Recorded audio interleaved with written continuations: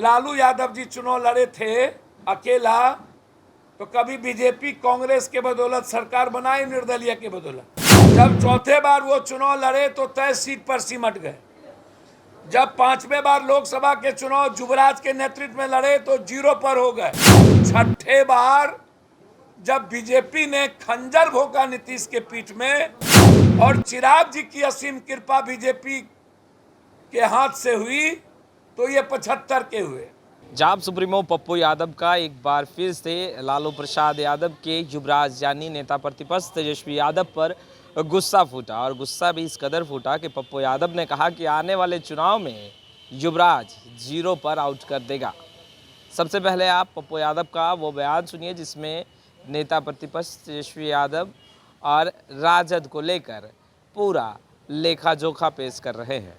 नीतीश जी के विरोध में थे तो चिराग जी के बदौलत 75 सीट आ गए। उनसे यह पूछिए ना कि जब लालू यादव जी चुनाव लड़े थे अकेला, तो कभी बीजेपी कांग्रेस के बदौलत सरकार बनाई, निर्दलीय के बदौलत। फिर सीपीआई सीपीएम माले के बदौलत बनाई दूसरी बार। कभी अकेला सरकार नहीं बनी। कांग्रेस जिसकी जरूरत पड़ी उसको साथ लिया।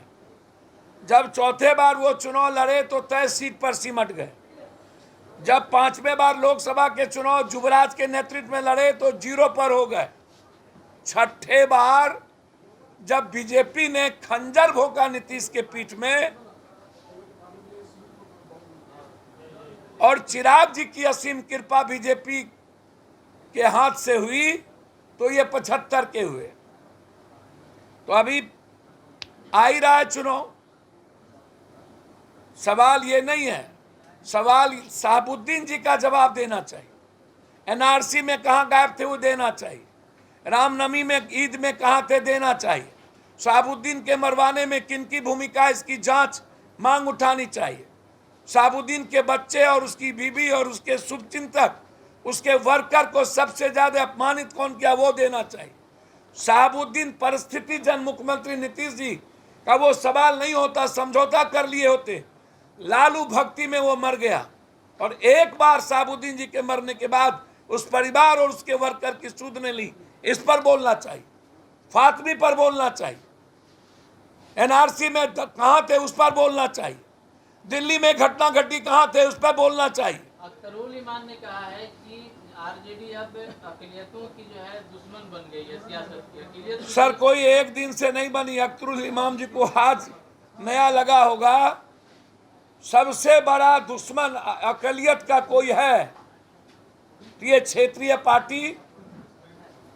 अक़लियत को यदि सही माने में नफरत खत्म करना है तो उन्हें कांग्रेस की ताकत बननी चाहिए। ये क्षेत्रीय पार्टी कभी भी, उससे ज्यादा तो नीतीश कुमार ने मुसलमानों के लिए जितना कर दिया उतना 7 जन्म में ये सोच नहीं सकते। मुसलमानों की संस्था, उसके कई सारी चीजों को आप देख लीजिए। और सत्ता में रहने, बीजेपी के साथ रहने के बाद औकात नहीं हुई दंगा करने की आज तक, और भर भर बोलने की। ये अपने बारे में बोले ना, जब थे तो कितनी दंगा हुई थी।